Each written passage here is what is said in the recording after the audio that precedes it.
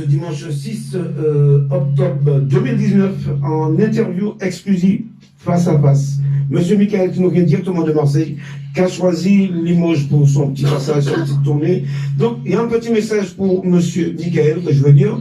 Alors de la part de Chantal Sylvie Valade qui dit: Michael, quand tu vends ton livre dans la rue, as-tu rencontré des gens qui sont indifférents quand tu leur proposes ton livre? Alors du coup, là, ça c'est sûr. Après, comme on dit souvent, c'est vrai, c'est très très dur de vendre dans la rue. Moi, j'ai choisi ça. Vous verrez qu'il y a très très peu d'auteurs qui vont dans la rue, vendent leurs bouquins. C'est vraiment très rare. Et comme j'avais connu déjà de la vente dans la rue quand j'étais jeune, bon, c'est vrai que c'est difficile, mais ça ne me dérange pas forcément. Et puis en plus, il faut savoir quand même, par exemple, si on compare avec l'intérim que j'ai fait l'année dernière, à travailler pour des grosses boîtes, et puis à la fin, j'ai plus de dos. Bon, finalement, je préfère prendre des ventes de temps en temps dans la rue, et puis au moins, j'ai pas mal au dos, quoi. Donc, vous voyez, on peut toujours, il y a toujours des difficultés dans chaque métier. Par contre, ce qui est bien, justement, la rue, moi, quand j'y étais, comme je disais, j'étais, d'ailleurs, au mois de février, pour vous dire, quand je suis arrivé le 5 février à Marseille, je n'avais aucun livre à vendre. Donc, du 5 février jusqu'à la première semaine de mars, à aucun moment, j'ai demandé 1 € dans la rue. Pendant un mois, il a fallu que là, je sorte mes tripes et tout. Sur Facebook, je faisais des publications. Donc, c'est vrai, il y a des gens qui m'ont aidé, ils ont payé des chambres d'hôtel et tout ça. Mais je peux vous dire que le premier mois, d'ailleurs, j'ai fait des tristes records. J'ai fait 61 heures sans dormir dans la rue et 59 heures sans dormir en faisant 55 heures de marche. Vous pouvez retrouver toutes ces vidéos sur Michael Lohem parce que j'ai voulu vraiment le montrer en direct parce que vraiment, c'était quelque chose de très difficile. Et après, pour en revenir donc, à ce que tu demandais par rapport à la vente de rue, si au départ, je me suis dit, je dois commencer comme ça, je commence comme ça. Et d'ailleurs, ça m'a porté chance, puisque je suis sorti de la rue, j'ai retrouvé ma fille, ma petite fille, c'était mon objectif principal. Et en plus, donc là, je suis content, parce que j'ai une nouvelle partenaire, donc je vous parlerai plus tard, donc qui est de La Rochelle, et qui a fait la plus grosse commande depuis que j'ai commencé, c'est-à-dire elle a acheté 120 livres d'un coup. Donc j'avais des partenaires avant qui achetaient 15 livres, 30 livres, bon là, 120 d'un coup, ça veut dire que je serais plus bloqué, parce que moi souvent quand je vendais dans la rue, il faut savoir que mon problème, ce n'était pas de vendre le livre, parce que j'en ai vendu plus de 180 dans les rues de Marseille, c'était d'en avoir du stock, parce que j'avais jamais assez de stock. Donc voilà, c'est difficile, mais bien sûr qu'après, on essaie plus facile, comme les autres auteurs, de faire des foires, de travailler sur l'ordinateur comme je le fais. Par contre, je travaille beaucoup sur l'ordinateur quand même. Je fais 3-4 heures par jour d'ordinateur en moyenne. Hein. Voilà. Alors, je vais te poser une question indiscrète qui me touche et que je suis un tout petit peu passé par là, si tu veux en parler. La séparation avec ta fille, est-ce que c'est venu du fait que tu étais SDF? Oui, c'est-à-dire en fait, la séparation en elle-même, c'était pas du fait que je sois SDF. C'est-à-dire il y a longtemps, j'étais séparé avec la maman, voilà, c'était comme ça, j'étais jeune, tout ça, bon bref, on passe les détails. Mais moi, quand j'ai retrouvé ma fille, c'est que comme je me suis retrouvé à SDF à Marseille, sa famille, qui était quand même assez fortunée, ils ont dit, quand on vient voir sa fille, on ne vient pas la voir en tant qu'SDF. Et c'est vrai que je dois avouer, j'ai pris une grosse tape dans la tête. Et là, c'est le genre de truc, moi, qui me motive encore plus, qui m'a rendu encore plus déterminé à rien lâcher du tout. Et là, j'ai tout donné pour me battre, quoi, pour voir ma fille. Et du coup, je l'ai vue. D'un coup, je suis sorti de la rue. Dès que je suis sorti de la rue, ma fille, c'est pas qu'elle voulait pas me voir, mais je voulais pas qu'elle ait des problèmes et tout à cause de moi et tout ça. Donc, je voulais aussi qu'elle soit fière de son papa aussi, c'est normal, que je sois pas un boulet pour elle. Donc, du coup, je me suis décarcassé, j'ai tout donné. Et j'ai réussi, à un moment donné, à avoir une adresse. Et puis, quand j'ai eu une adresse, ma fille, elle m'a laissé la voir. Elle n'a pas eu d'histoire avec sa famille. Et du coup, j'ai vu ma petite fille et j'ai fait le premier anniversaire de ma petite fille, donc pour ses 2 ans, le 10 juillet. Donc, ouais, tout en ce moment est en train de s'arranger. Et comme je le disais à l'époque, c'est vrai que j'étais plus jeune, j'en ai fait aussi des conneries. Hein, c'est pas pour donner des leçons. C'est vrai que les conneries, c'est plus facile à faire. Mais après, par contre, quand on fait un bouquin, c'est long. Et puis, à un moment donné, ça finit par payer si on choisit de faire quelque chose de bien, quoi. Et alors, si je peux me permettre, je voulais revenir sur l'association, parce que ça concerne beaucoup donc Limoges, et je l'espère dans un futur, même les Antilles.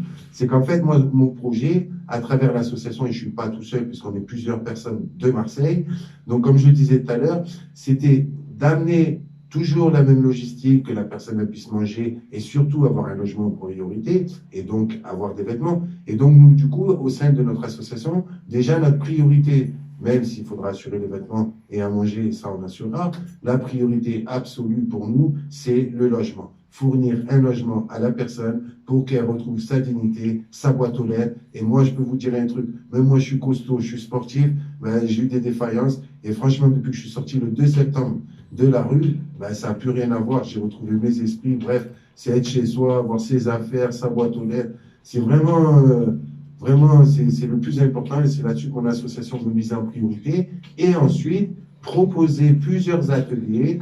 Donc, c'est là où j'en viens avec Limoges. Nous allons créer ici à Limoges un atelier musical, donc en partenariat avec toi et avec des artistes de Marseille qui viendront de temps en temps à Limoges pour faire une petite soirée, un petit concert. Donc, on en invitera plusieurs. Nous avons un partenariat aussi pour ceux qui aiment l'OM. Donc là, je sais qu'aux Antilles, vous êtes nombreux parce que je connais aussi, voilà, j'ai des amis antillais. Donc, du coup, nous avons un partenariat avec les MTP. Alors, pour ceux qui connaissent, c'est génial parce que les MTP, donc Marseille Trop Puissant, je vous montre ici les autocollants, ils ont fêté leurs 25 ans cette année. Donc, ils ont 3700 membres. Et quand vous viendrez à Marseille, on pourra... montre bien. Ici, là, voilà. On pourra justement proposer des week-ends. Alors, je vous en dirai plus, on fera ça avec ta radio, tout ça. Pour les personnes qui veulent aller à Marseille, vous pourrez aller voir directement donc les supporters et voir l'histoire du club. Donc, ils pourront vous amener un petit peu partout. Et là, vous découvrirez donc le véritable Marseille. Et c'est vrai qu'ils font toujours une production. Donc, ça peut être des autocollants. Ils font beaucoup de dessins. Vous les retrouverez sur ma chaîne YouTube. Voilà, je montre un petit peu tout ce qu'ils font. Parce que vraiment, c'est super. Il y en a beaucoup, ils veulent des autocollants. Hein. Je le dis en direct, si quelqu'un prend le livre, eh ben, vous voyez, il aura les autocollants avec aujourd'hui. Voilà. Ça, c'est ça. Et je peux vous montrer aussi leur t-shirt. Je ne sais pas si vous allez bien le voir. Voilà. Ça, c'est pour leurs 25 ans, leur t-shirt spécial que vous ne trouvez pas sur le net. Voilà le t-shirt des MTP. C'est celui-ci. Voilà. Je vous le montre. C'est les supporters MTP. Marseille Trop Puissant. Voilà, moi, c'est le COP de supporters que je kiffe parce que vraiment ils sont mélangés. Enfin, vraiment, il y a une super ambiance. Et en plus, ils sont le fêté qui sont donc Cours Julien et La Plaine. Et toi qui as vu plusieurs de mes vidéos, ben, c'est mon QG, quoi. C'est là-bas que j'ai des partenaires. C'est là-bas que je vis, quoi, souvent. Donc voilà les projets d'atelier. Donc avec Limoges, la première ville du choisi. Alors, je finis avec ça parce que je sais des fois je suis un peu bavard, je suis long. Mais l'importance des choses, c'est pour répéter ce qu'on a dit tout à l'heure. Donc vous prenez l'exemple, on va prendre une femme, d'accord, qui s'est fait agresser à Limoges, qui a des grosses difficultés. Il y en a dans toutes les villes des personnes comme ça. Et en fait, cette personne-là, elle est empêchée par la CAF de déménager. Donc nous, ce qu'on va lui permettre simplement, puisqu'on aura plusieurs villes partenaires donc, de notre association, ben, si elle veut bouger à Limoges, si elle est de Marseille, ben, demain pour arriver à Limoges, et là on pourra l'aider sur place pour qu'elle puisse vraiment faire une nouvelle vie. Si c'est quelqu'un de Limoges qui veut aller à Marseille, ben là pareil, on aura la logistique. Donc vraiment permettre à une personne d'avoir une nouvelle chance dans sa vie. Moi je le dis, j'en témoigne, si j'ai eu ma chance à un moment donné, si j'ai pu m'en sortir, c'est parce que j'ai su m'extirper de Marseille, de tous mes ennuis, de tous mes soucis, me mettre dans mon petit coin là-bas en Normandie, et puis finir mon livre. Et j'ai pu réfléchir vraiment sur mes difficultés, réfléchir sur ma vie, et voilà, et en tirer les conclusions qui s'imposaient, et repartir du bon chemin, quoi. Et quand je suis arrivé à Marseille, c'était important pour moi d'arriver là-bas, de ne pas dire « je vais faire un livre », mais plutôt de dire « j'ai fait un livre ». Voilà. Ça, c'est toute la nuance super importante. En tous les cas, je te dis déjà bravo. De l'autre côté de la Bonne FM, nous avons Chantal qui dit j'habitais à côté du cours Julien, donc tu as dû connaître, donc elle connaît bien MTP. Et elle, alors, par curiosité, moi aussi de même, elle te pose la question as-tu eu l'occasion de vendre tes livres à des joueurs de l'Olympique de Marseille? Alors, ben, justement, alors on le dit souvent quand on est auteur. Les auteurs, en général, ils distribuent beaucoup de livres gratuitement, qu'ils envoient aux journalistes, aux banquiers, enfin, tout gratin. Donc, qui déjà sont plus riches que nous, mais qui, eux, ils n'ont pas 19 € à mettre dans le bouquin. Donc, moi, perso, ce système-là, ça ne me plaît pas trop. Après, qu'il y ait des célébrités, ça, c'est vrai, ça m'est arrivé d'en rencontrer dans le passé. Ce qui va répondre à ta question, tu n'as pas le temps de vendre le livre. Donc, par exemple, j'ai vu Ben Gouz. Ben Gouz, il fait rire beaucoup de gens. Bon, il faisait une séance de dédicace, t'as pas le temps d'aller vendre ton bouquin. Donc, j'ai été le voir, j'ai offert mon bouquin en espérant que derrière, il va faire un partage. Bon, le fait est que derrière, j'ai pas vu un seul partage de sa part, ni une personne de sa famille qui a acheté le bouquin. Bon, ça fait un peu bizarre, parce que c'est des personnes quand même qui sont assez fortunées. Après, pour répondre à ta question, le seul joueur de foot que j'ai vu donc en vrai pendant donc, ma période d'SDF, c'était d'ailleurs j'ai un trou de mémoire maintenant tellement je te dis j'avais un peu la haine contre lui. C'est le Hollandais, tu vois j'ai un trou de mémoire. Bref, donc ce monsieur, bon ben je l'ai croisé, il était en train de faire les courses avec sa maman.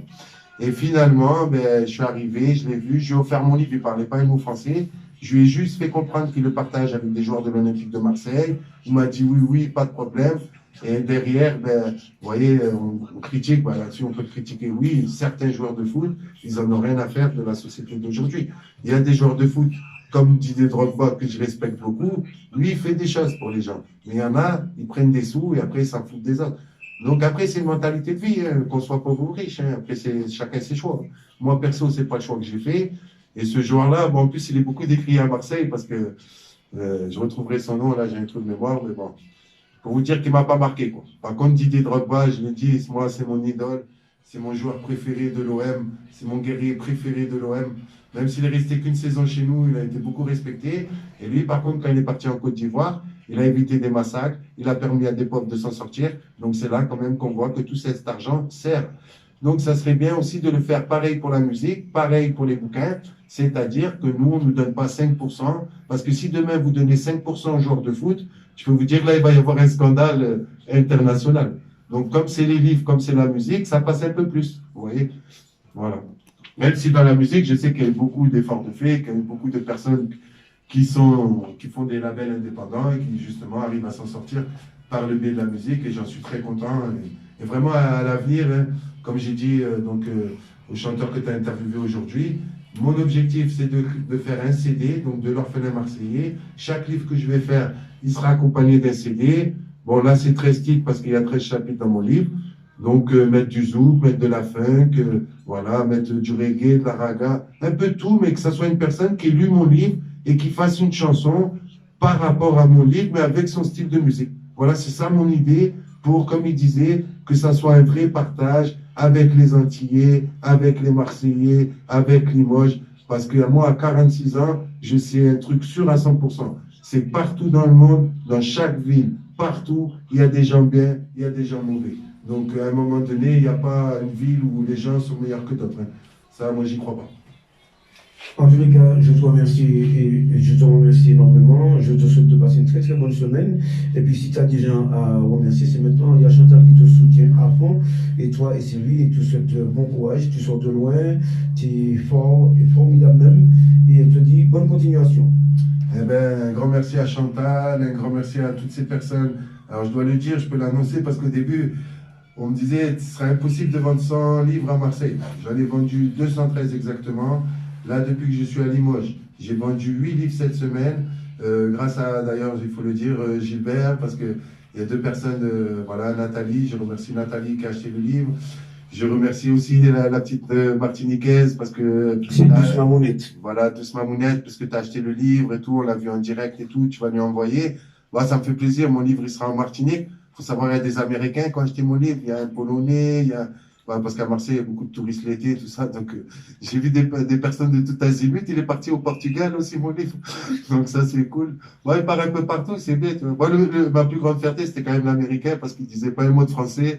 Donc, il m'a dit, j'ai envie d'apprendre le français. Alors, avant qu'il apprenne le français et qu'il lise mon livre, il va se passer du temps. Mais bon, c'était cool parce que, bon, comme mon éditeur est, voilà, c'est lulu.com, hein, je le répète, pour toutes les personnes, un jour, si vous voulez écrire un livre, si vous voulez faire bande dessinée, un album photo et que vous voulez être vraiment payé avec ce que vous avez fait, passez par lulu.com, il vous donne 50% de votre travail, donc il respecte les gens.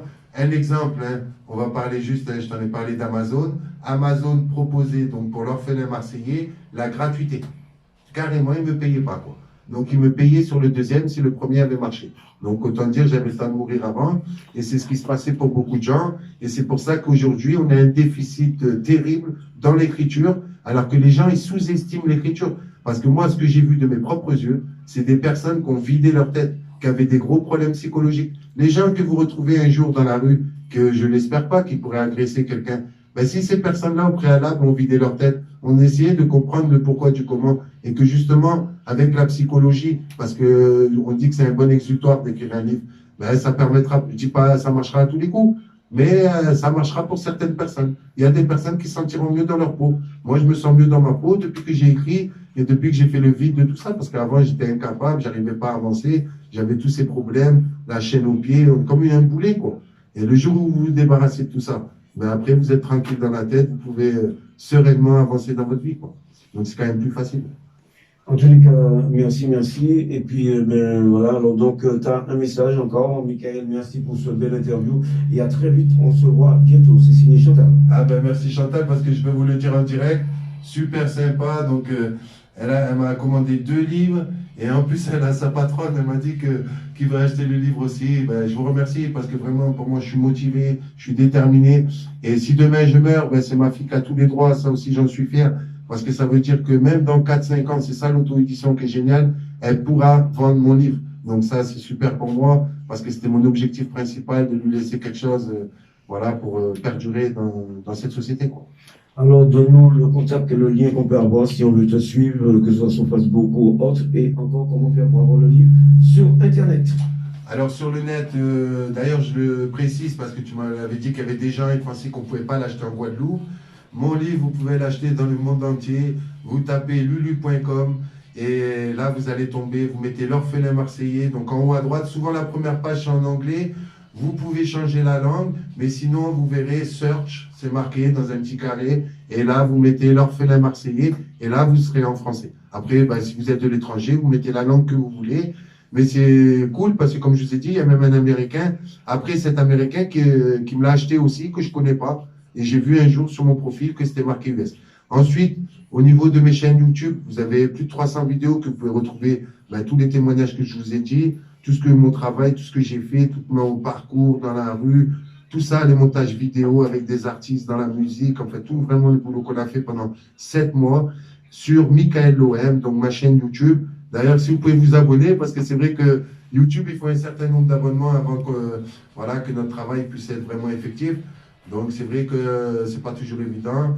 Et sinon, j'ai une page sur Facebook où là, par contre, j'ai 612 abonnés. Et c'est la page Michael Lohem où je parle de la créativité, où je parle de sport, je parle un petit peu de tout. Et puis là, ben, je vais parler de votre ville, je vais parler de Limoges puisque j'y suis. Donc, je fais des reportages sur Limoges. En même temps, je suis, comme je l'ai dit, auteur, youtubeur et bénévole au cœur de la rue. Voilà mon appellation exacte. En tous les cas, merci à toi. On te souhaite de passer une très bonne semaine à Limoges. Et puis, pour la suite, une très bonne semaine, très bon séjour, très bon mois, et que les choses soient encore plus positives pour toi. Eh ben, en tout cas, merci à ta radio, merci à toi, merci aussi à la girafe, parce qu'il faut savoir que le café La Girafe, malgré qu'il pleuvait cette semaine, mais entre 2 gouttes, j'ai été les voir, je suis tombé sur lui par hasard, et il accepte aussi de vendre mon livre dans son établissement sur Limoges. Donc c'est super, donc on peut trouver mon livre pour ceux qui le veulent. J'en laisse 15 ici, donc à ta radio. Comme ça, ben, comme je l'ai dit, s'il y a des personnes qui veulent l'acheter, ben, sur place, je pourrais faire des dédicaces. Si le jour où je te vois, si tu me demandes des dédicaces pour des personnes, je pourrais le faire sans problème. Voilà. En tout cas, merci à toi et à bientôt. Eh bien, à bientôt, mon ami, et puis